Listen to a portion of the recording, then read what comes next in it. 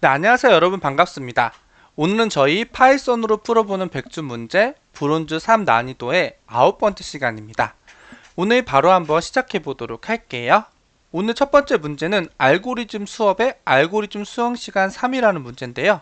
바로 한번 봐보도록 할게요. 오늘도 서준이는 알고리즘 수행 시간 수업 조교를 하고 있다. 아빠가 수업한 내용을 학생들이 잘 이해했는지 문제를 통해서 확인해보자. 입력의 크기 n이 주어지면 맨 오브 패션의 알고리즘 수행 시간을 예제 출력과 같은 방식으로 출력해보자 라고 되어 있습니다. 이 알고리즘이 아래와 같대요. 그리고 첫 번째 줄에 n의 크기가 주어진다고 했고요. 그러면 출력은 우리는 어떻게 해주면 되냐면, 이거를 조금만 작게 했으면 됐는데 조금만 내려볼게요. 이거 다시 지워야겠어요. 죄송합니다.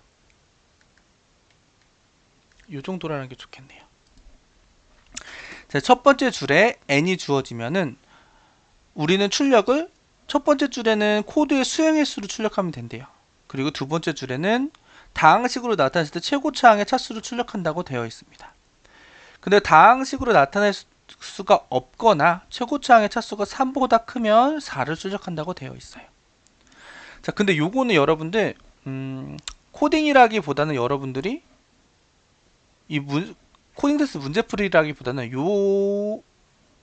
그 코드를 여러분들 시간 복잡도를 따질 수 있냐, 그 문제입니다.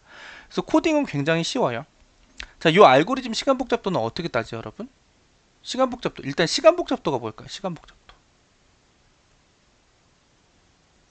시간 복잡도는 알고리즘이 수행되는 연산 시간? 저는 이렇게 생각합니다. 근데 저희가 보통 시간 복잡도를 코딩 테스트에서 따질 때는 비고로 따집니다. 비고는 뭐냐면 최악의 케이스를 고려하여 따집니다. 이게 일반적인 이론에서 따질 때 이렇게 따지고요. 그리고 코드에서 보통 시간 복잡도를 따질 때는 데이터의 개수가 n개라고 했을 때 코드에서 가장 중첩이 되는, 이게 그냥 모든 게 다 이렇진 않지만 일반적으로 말씀을 드리는 거예요. 중첩되는 반복문이 얼마나 되느냐, 이걸 보고 따집니다. 그래서 이 문제도 보면은 그래요. 봐보세요. n이 주어졌죠. n이 주어졌는데 코드에서 보면 여기에서 반복문 포문이 나오죠. 포문이 뭐예요? 1부터 n까지. 그 안에 또 이중포문이 나와요. j도 1부터 n까지가 나옵니다. 이렇게 이중포문이 나왔을 때는 어떻게 돼요? 시간 복잡도가 가장 중첩이 되는 반복문이 얼마 되느냐? 이중포문 나왔죠. 그럼 시간 복잡도는 n의 제곱이 되는 거죠. 3중포문이면 n의 세제곱. 그냥 반복문 하나만 나왔다. 그러면은 그냥 n, 5n 이렇게 되는 거죠. 그래서 수행의 수를 다항식으로 나타내었을 때 최고차항의 차수를 출력한다. 이거는 요 코드를, 요거의 의미는 뭐냐면 요 코드를 시간 복잡도의 형태, 비고의 형태로 나타내었을 때 요 n 위에 있는 요 차수가 몇인지를 출력하라는 거예요. 그래서 여기서 이 코드를 따져봤을 때는 얘 시간 복잡도가 5의 비고의 n제곱 이렇게 나타낼 수 있기 때문에 여기서 우리는 출력을 2를 출력을 해주면 되는 겁니다.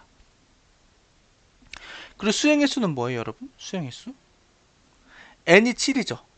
n이 7일 때는 요 n, 지금 여기 n이 주어진다. n이 7이었잖아요. 그럼 여기다 넣으면 돼요. 그럼 7의 제곱을 수행의 수로 출력해주면 돼요. 그럼 49가 되는 겁니다. 요렇게. 그래서 첫 번째 줄은 요 49를 출력해준 거고, 두 번째 줄에는 요 최고차항인 2를 출력해주는 겁니다. 이해되셨나요, 여러분? 그래서 이거는 그래서 이 코드를 네가 시간 복잡도를 잘 따질 수 있어? 이걸 물어보는 문제입니다. 근데 이 문제는 사실 그렇게 뭐 실제 코딩 테스트 나오는 문제는 아니지만 여러분들 시간 복잡도를 잘 따지는 것은 코딩 테스트에서는 정말 굉장히 중요하죠. 왜냐면 내가 시간 복잡도를 따져봤을 때 시간 제한 안에 나오지 못하는 알고리즘인데 그럼 그 알고리즘을 시도할 필요도 없는 거죠.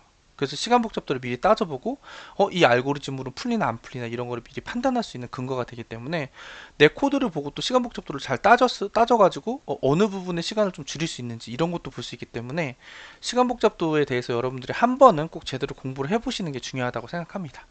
그래서 요거 코딩은 굉장히 간단하거든요. 한번 해보도록 할게요.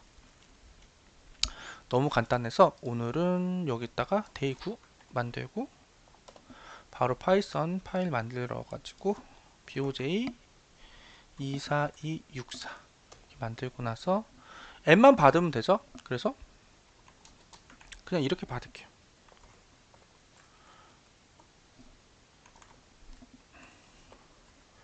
이렇게 받은 다음에 그냥 프린트하면 되죠. 첫 번째 거에는 n 곱하기 n, 두 번째 거에는 2 이렇게 하면 이렇게 나오죠. 이걸 그냥 제출만 하면 아마 끝날 거예요. 이렇게. 그쵸? 이거는 그냥 문제를 잘 분석할 수 있는지를 보는 문제이기 때문에. 그러면 바로 다음 거 한번 가볼까요? 다음 거도 비슷한 문제입니다. 근데 약간만 좀 달라지게 복잡한 문제죠. 자, 요거는 4번인데요. 아까랑 내용은 똑같아요. 그래서 이번에는 아까랑 문제는 완전 똑같죠. 그래서 요 코드를 이제 저희가 분석을 다시 한번 해보면 되는 문제입니다. 코드 분석을 한번 정확하게 또 해볼게요. 여기 보면은 코드가 또 주어져 있고 문제에서 뭐라고 했어요? 첫 번째 줄에 출력할 때는 최고차항의 차수를 출력한다고 돼 있고 그 다음에 두 번째 줄에는 최고차항의 차수를 출력하라고 되고 첫 번째 줄에는 수행의 수를 출력하라고 되어 있어요. 근데 요번에는 7이 나왔을 때 여기는 21이랑 2가 출력이 됐어요. 한번 봐볼게요. 일단은 여기 첫 번째 포문, 두 번째 포문이 있죠. 얘네 둘 다 중첩 반복문이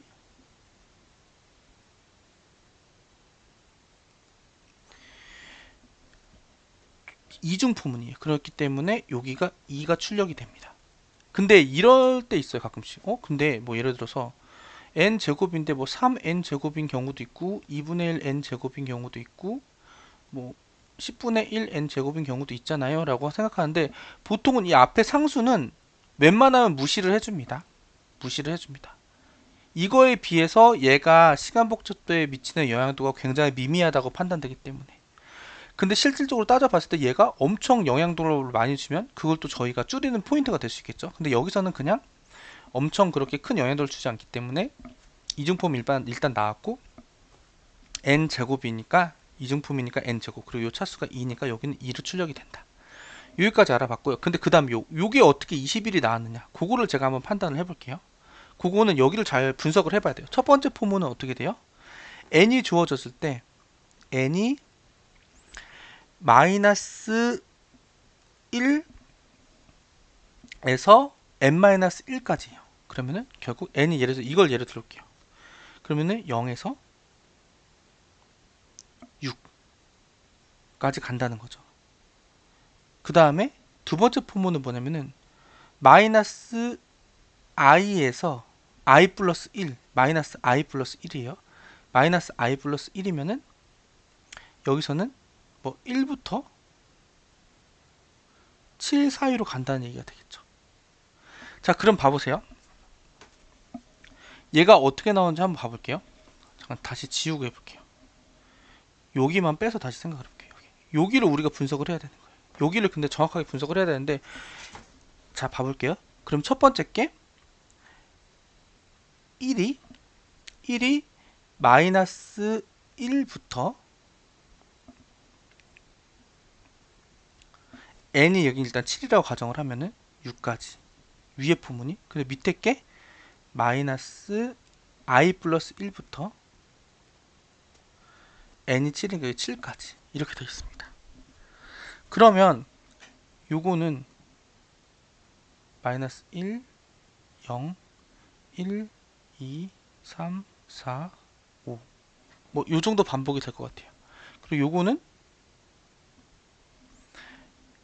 마이너스 1일 때 얘는 어떻게 돼요 여러분? 플러스 1이 뒤에 들어오니까 0부터 이 뒤에 7은 빼고 보통 인 레인지나 모르겠는데 거기 그거보다는 작은 거니까 0부터 6까지.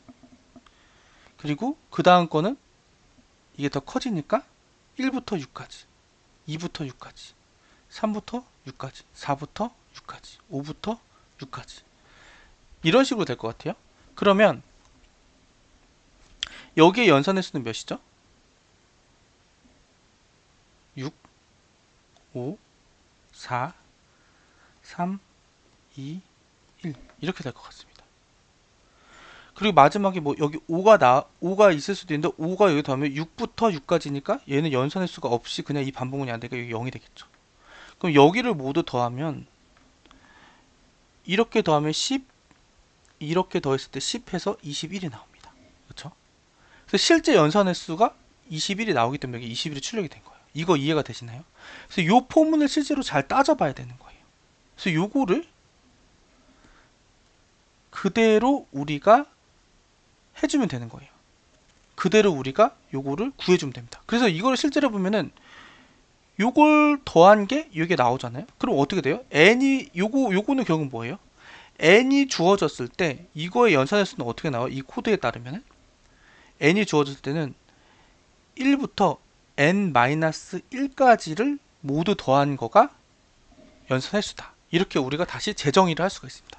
왜냐면 7이 주어졌을 때는 1부터 6까지 모두 더한 게 연산의 수가 됐으니까. 물론 0도 더해도 되지만 0은 더 하나만 하니까. 그래서 요걸 근거로 해서 제가 한번 요거 풀어보도록 할게요, 여러분. 그러면 너무도 간단하지만 여기에서 이거를 그냥 복사해서 쓸게요. 이번에는 복사해서 쓰는데 5번이죠? 5 똑같이 해서 복사해서 썼어요. 근데 밑에 거는 똑같이 2라고 출력하면 되는데 요 21만 구하면 되죠. n이 주어졌을 때 우리는 어떻게 하면 돼요? 뭐 여기 저는 sum 이렇게 할게요. 이렇게 할게요.